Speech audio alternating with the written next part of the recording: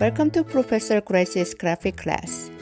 Before you start this lesson, download the linked reference file and please watch the ad until the end so you can receive better content.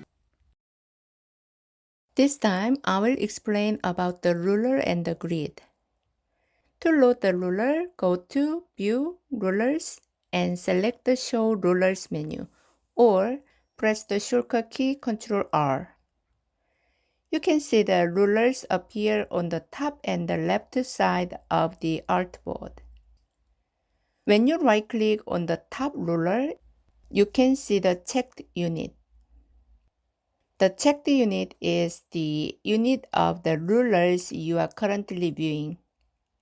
In this unit, pixel is the standard unit to use when working with multimedia, and you can select one of the remaining units you want to use according to your work. To change the unit of the rulers, select pixels. You can see that the rulers at the top and left turns into pixel at the same time. Right-click on the rulers again and select centimeters. If you look at the top ruler and the left ruler starting with 0, you can see that the rulers fit in the upper left corner of the artboard. The left and the top corners of the artboard are the default starting point for the rulers, which you can change at any time. If you click the mouse on the corner of the rulers and drag it to the desired position on the artboard, you can reset the starting position of the rulers to 0 and 0 in the artboard as you see now. If we want to reset the original starting point of the rulers back to the upper left corner of the artboard, double-click on the corner of the rulers and you will see the starting position of the rulers returning to the upper left corner of the artboard. The reference file you download for this lesson has 3 artboard pages in total. To view all the artboard pages together, go to View and select Fit All in Window menu or press the shortcut key Alt Ctrl 0. The Illustrator provides 2 rulers, Artboard Rulers and Global Rulers. Artboard Rulers is the default ruler in Illustrator. If you click on the first artboard, you can see the upper left corner is the starting position of the rulers. But if you click on the second and third artboard in this state, you can see that the starting position of the rulers is 0 and 0 again. As such, the rulers that change the starting position of the rulers based on each selected artboard are called artboard rulers. This time, I will change the rulers to global rulers and compare the differences with artboard rulers. Go to View Rulers menu and select Change it to Global Rulers or press the shortcut key Alt Ctrl R. Now, when you click on the second artboard, you can see that the starting position of the rulers doesn't start with the selected artboard.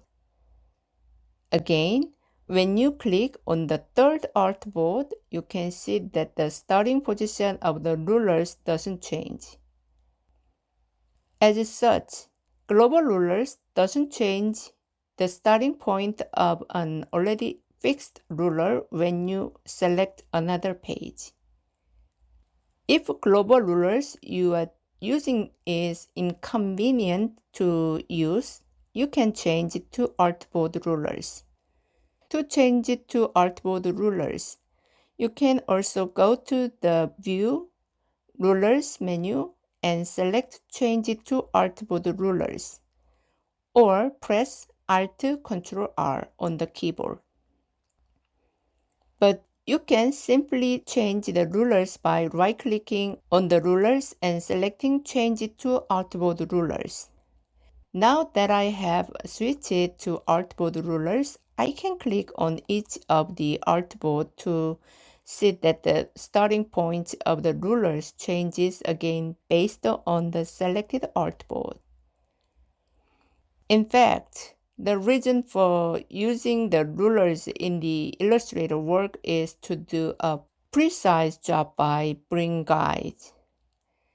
In the next video, I will show you how to work with the guides by adding guides from the rulers with another reference file.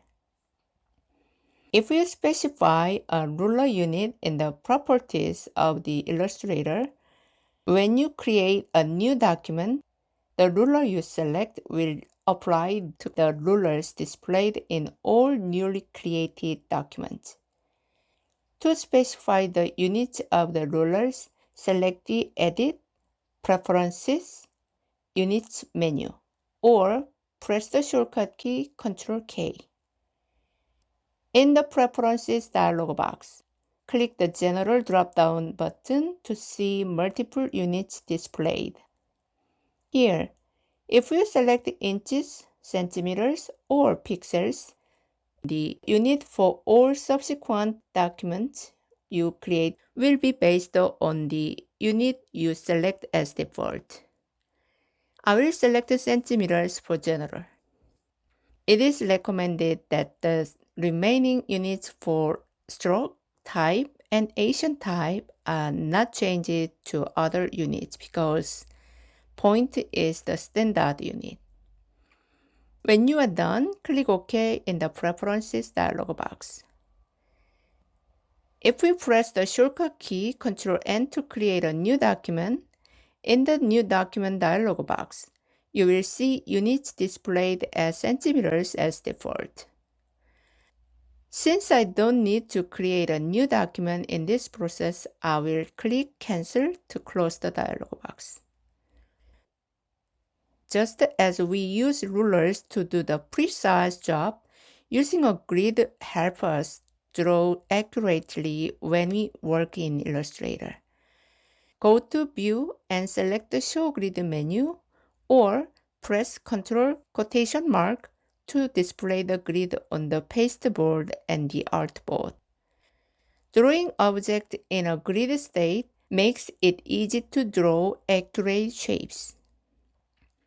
Select the first artboard and press Ctrl-1 to display it as a 100% view. Press Ctrl plus twice again to zoom in on the artboard.